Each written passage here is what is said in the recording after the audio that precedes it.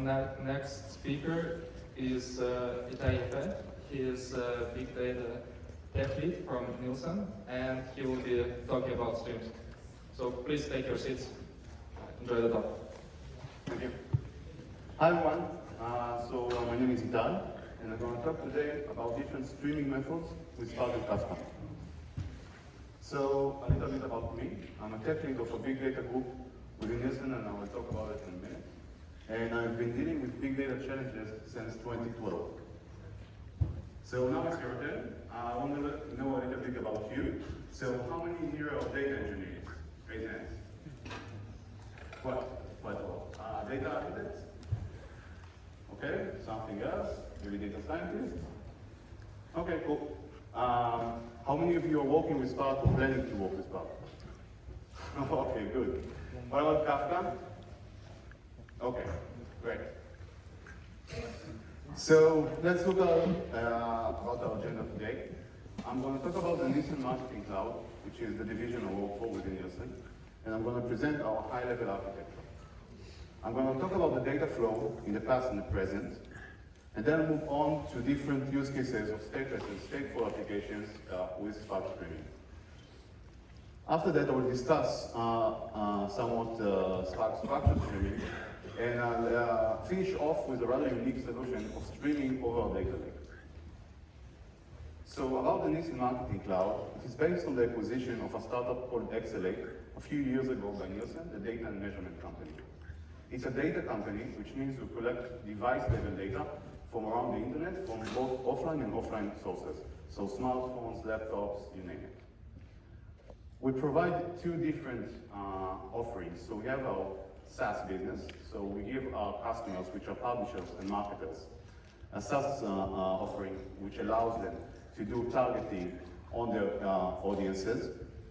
And with the data that we collect from around the internet, we enrich it with machine learning algorithms, and we provide different insights, and we allow them to do better business decisions.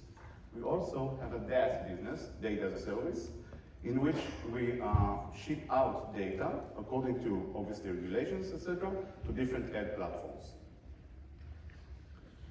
The two main questions we try to answer in our SaaS offering are these. So the first one is how many unique users or unique devices of a certain profile can we reach? So for example, if we have a campaign of young women who love tech, then our customer can choose those attributes. So female with this given age range, of a given income, that live in the US and are tech enthusiasts. This is, in general, the count distinct question. The second type of question is just a simple count question. So for example, how many impressions a campaign received? Looking at our high-level architecture from left to right, you can see that we get, as I mentioned, data from online and offline resources, so HTTP requests and auth files, etc. We're talking about over 5 billion events per day. All those events are streaming into our front-end layer, which we call the service system. And there we process them using basic rules and machine learning algorithms to enrich the data and store it in our NoSQL database, which is Aerospike. We have over 10 billion devices worldwide. All those events are written to local Kafka clusters deployed in our various data centers. We're talking about 8 different data centers around the world. From there, all the events are being replicated into our main Kafka cluster, which resides on AWS. And that is where my focus of the presentation is going to be, in the backend layer, which is where we do the big data processing. So we have mainly Spark and some Flink applications reading those events from Kafka and writing them via various ETL processes to our different data stores. So we have Druid as our OLAP database, we have our data lake, we have Snowflake as our data warehouse, and other things as well. All those data stores provide insights, as I mentioned, to the applications. So we have the Nielsen Marketing Cloud application, we have business intelligence, reports, etc.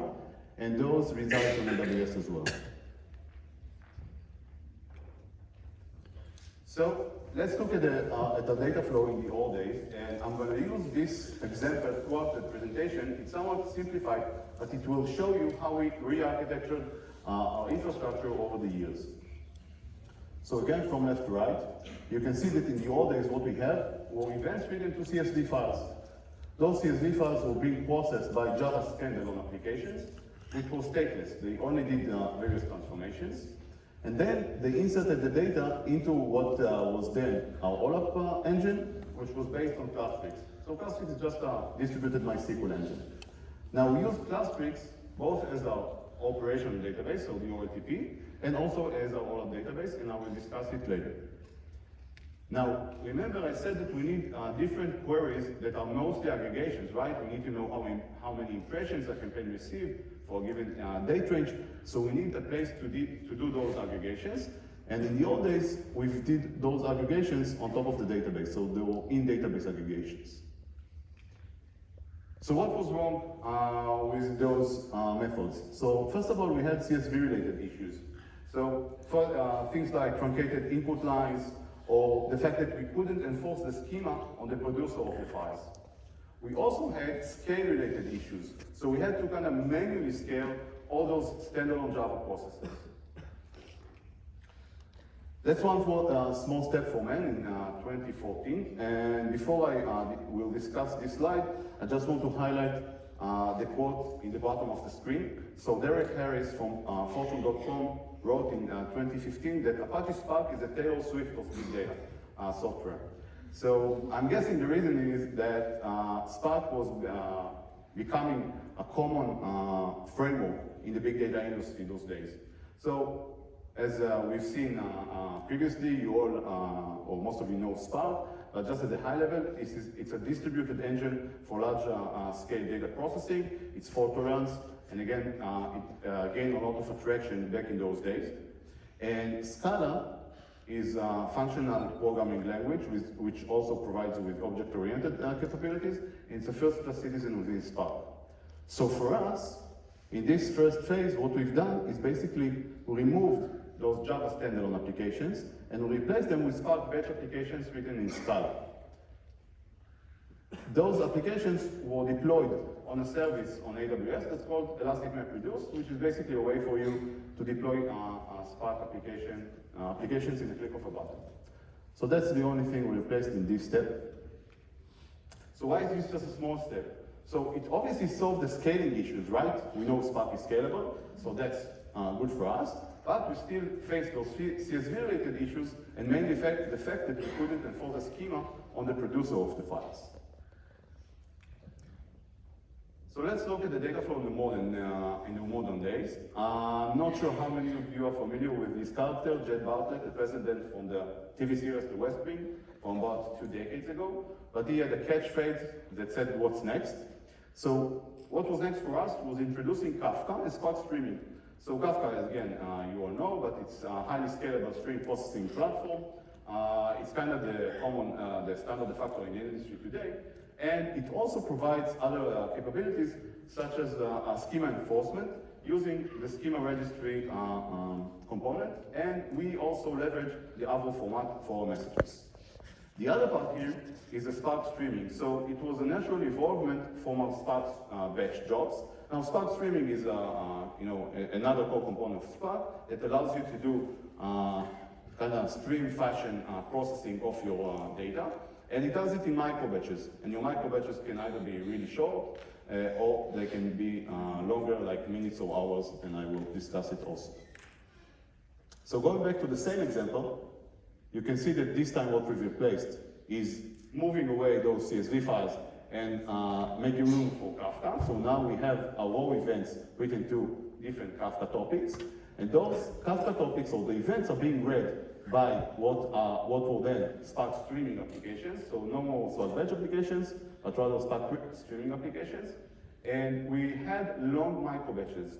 And I will discuss it also soon. But what you need to remember is Spark streaming applications are obviously streaming applications, so they're running 24/7.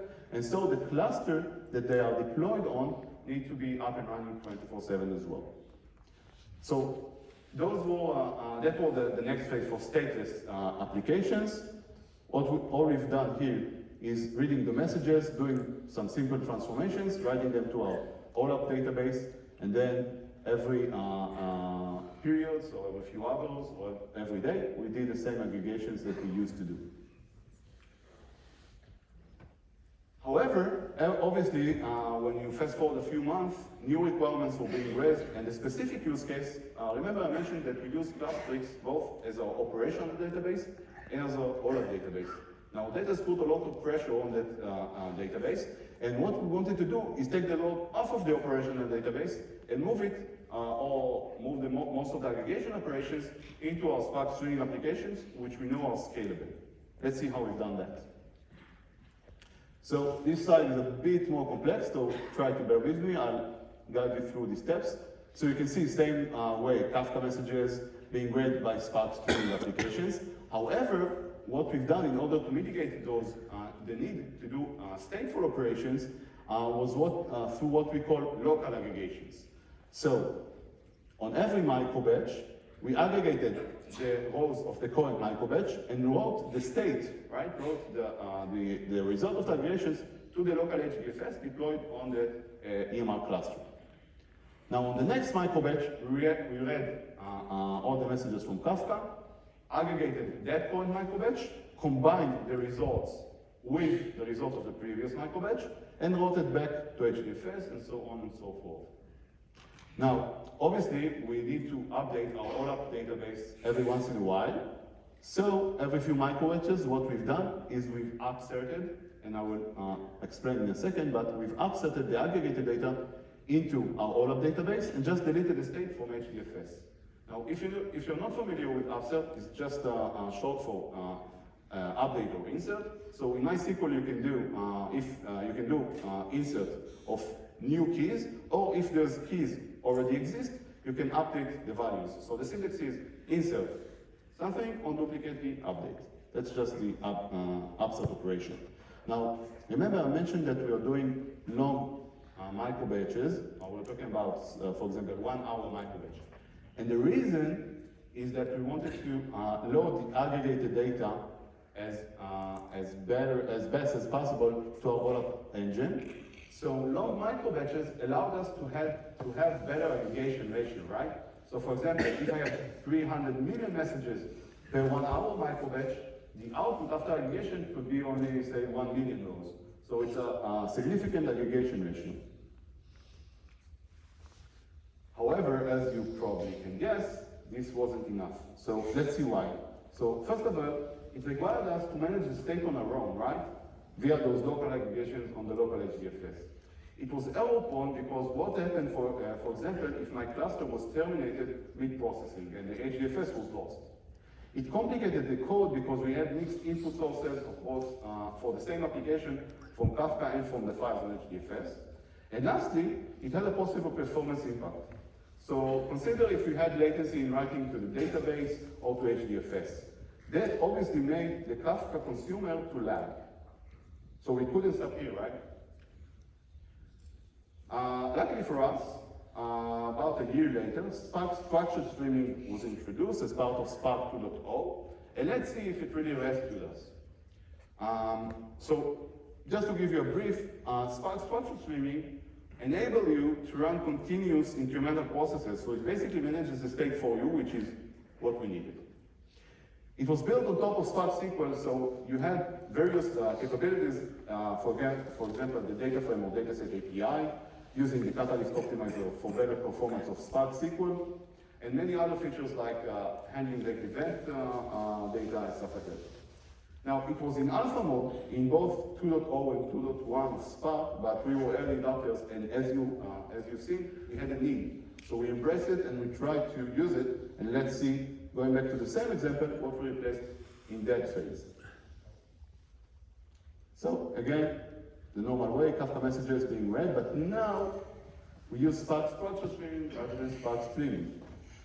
The terminology is a bit different, so it's no longer a micro-batch, it's a window, but we do the same, we aggregate on the current window, and then we write the checkpoint, and then I'll explain in a minute, but we write the checkpoint to S3 buckets, and then every window on the window end, we just upload the data like we used to do to our database.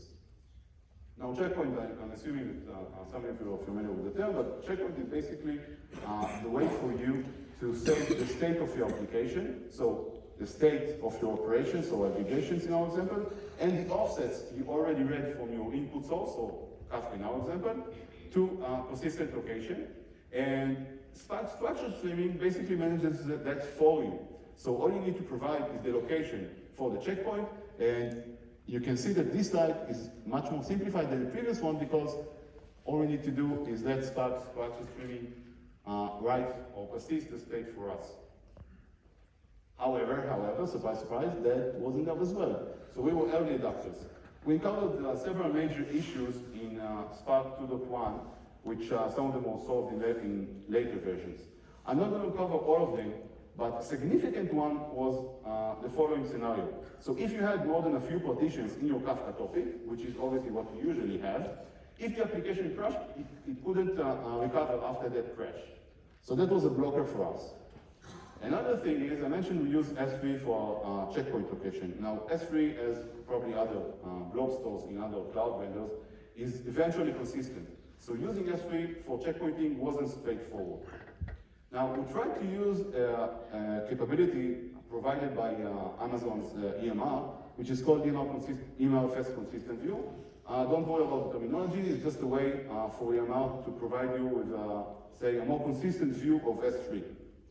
So that worked fine for stateless applications. However, we encountered sporadic issues for stateful applications. So we had to move forward. And for us, moving forward, before I cover that, just to summarize the weaknesses and strengths of Spark streaming, in my opinion. So strengths include, as I mentioned, running incremental continuous processing, so the state is managed for you. Increased performance via the Catalyst optimizer. Massive amounts of efforts are invested throughout the open source community, back in those days and today as well. However, weaknesses were mostly related to maturity. So we had to kind of go back to the future, and for us, going back to the future meant reviving Spark streaming for stateful use cases as well. Now, same example, you can see that in this phase, what we replaced is we moved back to Spark streaming applications, and now we only aggregate on the core and microbatch. We write the core and microbatch result to S3 buckets, and we've also replaced, as you can see, our OLAP engine with Druid. Now, I'm not going to cover Druid in this talk, but basically, Druid is an OLAP database, so it's much more suitable for those use cases. Oh.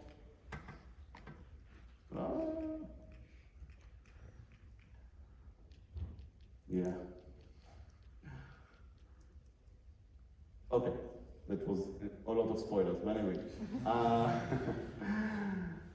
So what we've done, we wrote, again, long micro batches of 1 hour using that Spark streaming application to S3, and periodically, say every few hours or once a day, we loaded the data into our Druid database. Now, again, I'm mentioning here, and it's important that we had long micro batches, 1 hour micro batches, and also the cluster running the Spark streaming application had to be on 24/7. And this is why I mentioned that, because we couldn't just stop here, right? We had several issues, and let's see what. So the first one was we had significantly underutilized resources in our Spark application, in the Spark store.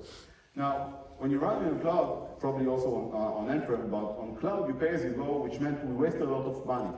You can see that for 1 hour micro batches, this is the CPU graph, by the way. You can see for 1 hour micro batches, out of that 1 hour, we had, say, 20, 30, maybe 40 minutes of actually processing, and the rest of the time, the cluster was just idle. Other issues included extreme load on Kafka Bocker's disks. Now, Kafka can store only somewhat messages in memory, and the rest of the messages are obviously persistent to disk. Now, when you have large microbatches, like in our use case, of say 300 million messages, so every hour, Kafka needs to read from disk and retrieve those 300 million messages for each application, and we had several applications doing those long microbatches, so you can imagine how the I/O utilization on a Kafka Bocker disk looked like. Another thing was we had weird concurrent modification exceptions when using Spark streaming and Kafka 0.10 integration. So that kind of forced us to use only one core per Spark executor, which is really not performance-wise. And we couldn't do other things as, for example, doing multiple operations on the same data set, which was supposedly solved later. And the last thing is, we wish we could run our, say, batches even less frequently, because remember, the longer the micro batch, the better aggregation ratio we can get. So, introducing RDR, and RDR is basically our fancy word for our data lake, short for raw data repository. Our data lake is built in the following way. So we have Kafka topic messages stored on S3 buckets in Parquet format, partitioned by date. So for example, you can see that the presentation is very up to date. 2019, October 17th, is one of the folders. The way we read the messages from Kafka and load them into our data lake is through status Spark streaming applications, doing only transformations and rather lightweight transformations, and running relatively short micro batches of say 4 or 6 minutes. And we call them RDR loaders because we just load our, data, our RDR. And from there we have applications that can read the data from our data lake for various use cases. So for example, a common use case for us is application that reads or analyzes the data for the last day or the last 30 days. Now the question is, can we leverage our data lake and use it as our data source instead of Kafka? So potentially yes. Say we are on October 17th today. Oh. So what I can do is I can run a Spark batch application, right? Read the folder of yesterday, October 16th, and process the data as I'd like. However, that ignores late arriving events. So I'm just streaming over our RDR, and basically what we've done is we combine our data lake, Kafka, and Spark to introduce this rather unique solution. And let's see how we do it. So how do we stream RDR files? On the producer side, we have those Spark streaming lightweight applications reading messages from Kafka and loading them to our S3 buckets. What they also do is they write the file names that they just wrote to the data lake into designated Kafka topics. So now we have two types of topics. We have those raw event topics, and we have topics with the file names. On the consumer side, I can launch a Spark batch application, however frequent or infrequent as I'd like. And from the Spark driver, I read the file names from those designated Kafka topics. And then I just use Spark read Parquet on those file paths in order to read the data from S3 and process the files. If we combine it all together, you can see that this is how it looks like. So we had the RDR loaders reading the raw data from Kafka, writing the files to our data lake on S3, writing the file names to designated Kafka topics, and we have multiple consumers reading those, reading first the file names from Kafka, and then the files themselves from S3. If you use the same example we used throughout this presentation, you can now see that we replaced what we had before with Kafka with the file names and the files themselves on our data lake. We have Spark batch applications reading running every few hours, aggregating what we call the point batch, and then the same way writing the result of the aggregation to S3 buckets and loading them into our OLAP database, which is URID as I mentioned. So did we solve all the aforementioned problems? So first of all, our EMR clusters are now transient because we're running Spark batch applications. They no longer need to be live 24/7 as we had in the Spark streaming applications. So we no longer have idle clusters. You can see in this example that in the previous infrastructure of the Spark streaming application, we had really high cost per day per application, and the cost was fixed because the cluster was up and running 24/7, and we had to pay for it regardless of how much data it actually processed. In the new infrastructure, you can see that the cost was reduced by over 80%, and they are also not fixed day by day. Now, a few reasons for that. So first of all, as I mentioned, Llama clusters are transient, so you only pay for the amount of time the cluster actually was up and running. And for example, you can see that in day one, we had a little bit less data, then we paid a little bit less. In the second day, we had some more data, so we paid a bit more compared to the previous day, but again, the costs are much lower. We were also able to leverage spot instances, which is kind of equivalent to Google Cloud preemptive instances, in order to save the costs of those applications, because we were comfortable with that, because now we're running Spark batch applications and recovery is simpler. So, yay to that, significant cost reduction. We also solved the other problem. So we no longer have extreme load on Kafka Docker disk. Now our analytic applications only read the file names from Kafka. So those file names or those events containing the file names might be old and might not be in memory still.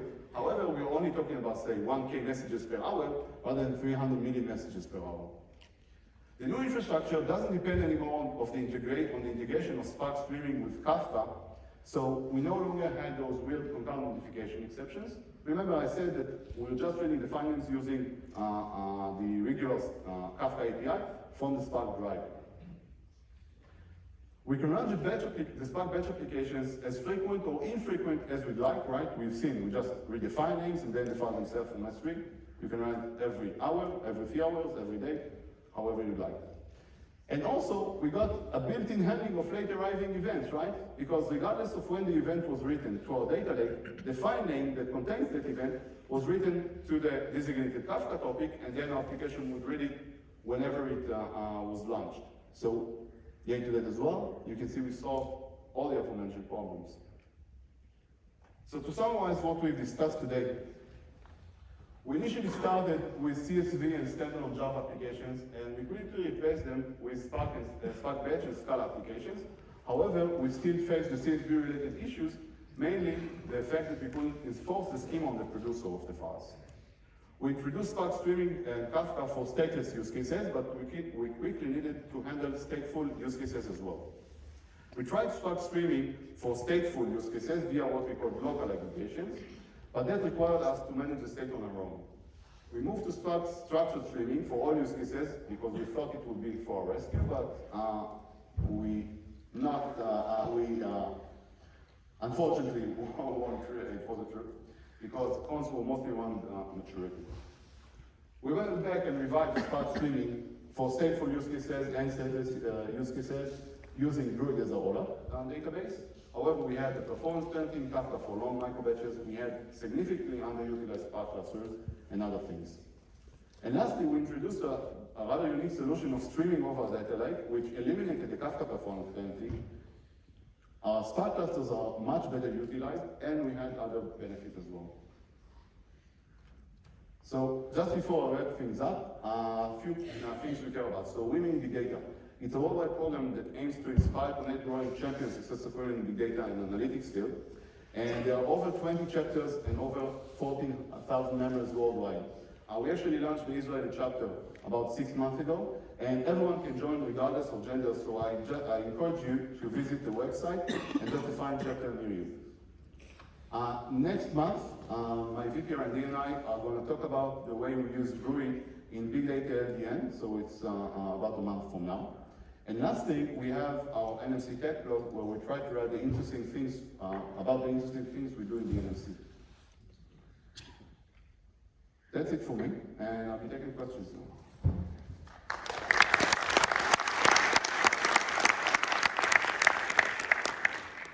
Okay, thank you very much, Itai. Very good talk, a lot of streams. So we have a microphone there, you can queue at that microphone, and I will also be walking around the microphone. Thank you for this excellent talk. Was it smooth and easy with the right performance you needed on F3? Sorry, what? Was it easy and smooth in your process to achieve the right performance on S3? Or, If we had performance impact on S3? or did you manage to struggle with the size of the packet files, etc.? Well, I think that mostly speaking, writing to S3 was okay.